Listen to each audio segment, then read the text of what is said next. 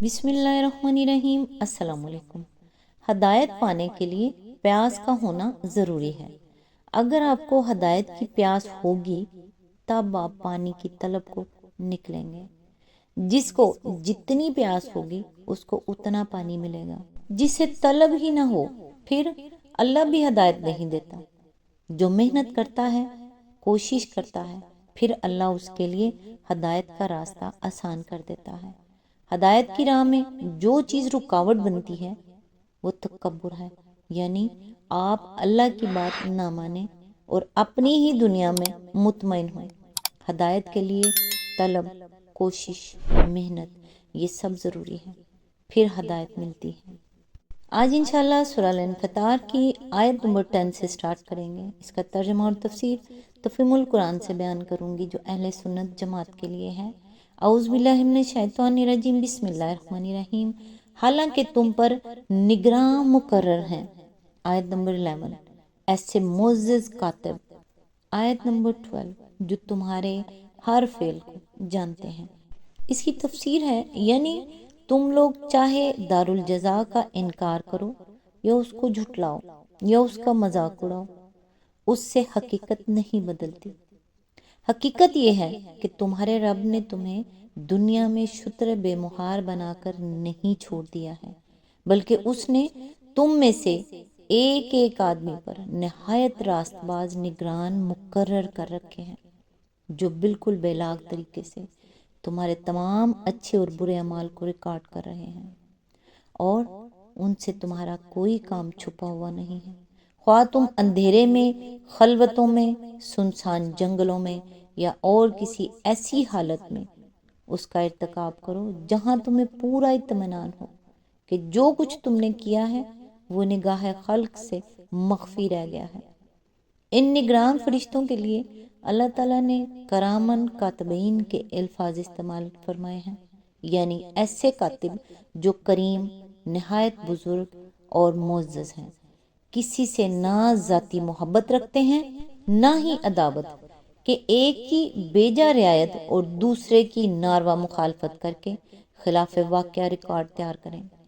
خائن بھی نہیں ہیں کہ اپنی ڈیوٹی پر حاضر ہوئے بغیر بطور خود غلط سلط اندراجات کر لیں۔ رشوت خور بھی نہیں ہیں کہ کچھ لے دے کر کسی کے حق میں یا کسی کے خلاف جھوٹی رپورٹنگ کر دیں۔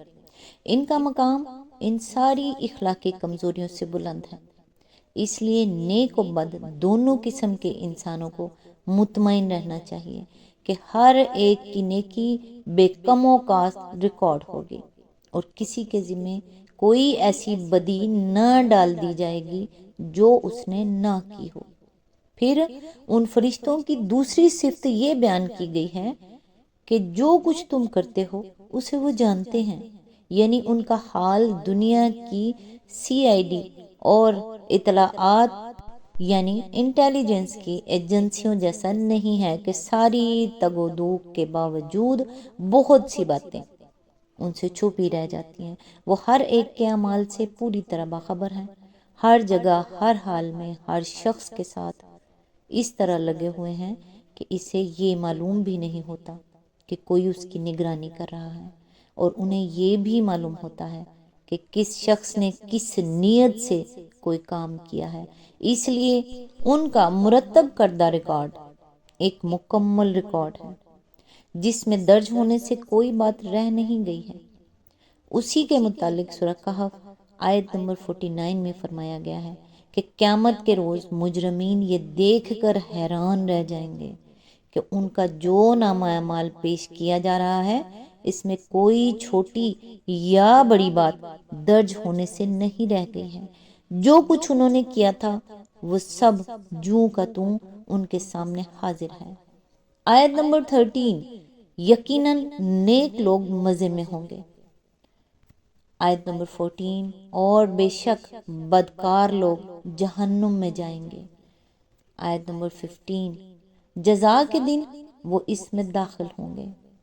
آیت نمبر 16، اور اس سے ہرگز غائب نہ ہو سکیں گے۔ آیت نمبر 17، اور تم کیا جانتے ہو کہ وہ جزا کا دن کیا ہے۔ آیت نمبر 18، ہاں تمہیں کیا خبر کہ وہ جزا کا دن کیا ہے۔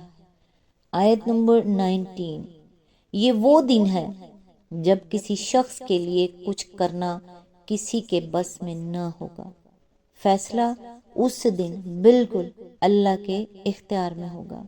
اس کی تفسیر ہے، یعنی کسی کی وہاں یہ طاقت نہ ہوگی کہ وہ کسی شخص کو اس کے اعمال کے نتائج بھگتنے سے بچا سکے۔ یقین کریں کسی کو بھی نہیں مگر جسے خدا چاہے۔ کوئی وہاں ایسا با اثر یا زور آور یا اللہ کا چہیتا نہ ہوگا کہ عدالت خداوندی میں اڑ کر بیٹھ جائے۔ یہ جو لوگ آپ کو آج دنیا میں کہتے ہیں نا ہم بیٹھ جائیں گے جب تک ہم آپ کو جنت میں ساتھ نہیں لے کے جائیں گے، کوئی نہیں، کوئی بزرگ نہیں، کوئی بھی نہیں۔ جب خدا قرآن میں خود فرما رہا ہے تو پھر ہم لوگ دوسروں کی باتوں میں کیوں آئے بیٹھے ہیں؟ اپنے اعمال سدھاریں، اللہ کی کتاب کی طرف آئیں، یہ دیکھیں کہ خدا اس میں کیا کہہ رہا ہے، اسے سنیں، اسے پڑھیں، اسے سمجھیں تاکہ ہماری آخرت سنور جائے۔ جو پڑھ لے گا، جو سمجھ جائے گا، وہ گھاٹے میں نہیں رہے گا، اور یہ کہہ سکے کہ فلاں شخص میرا عزیز یا متوسل ہے، اسے تو بخشنا ہی ہوگا، خواہ یہ دنیا میں کیسے ہی برے افعال کر کے آیا ہو۔ ایسا کچھ نہیں ہونے والا، ایسا کچھ نہیں ہونے والا، ایسا کچھ نہیں ہونے والا۔ سورہ الانفطار یہاں مکمل ہوئی۔ نیکسٹ انشاءاللہ سورہ المطففین کی آیت نمبر 1 سے سٹارٹ کریں گے۔ تب تک کے لیے دعاؤں میں یاد رکھیے گا۔ اللہ حافظ۔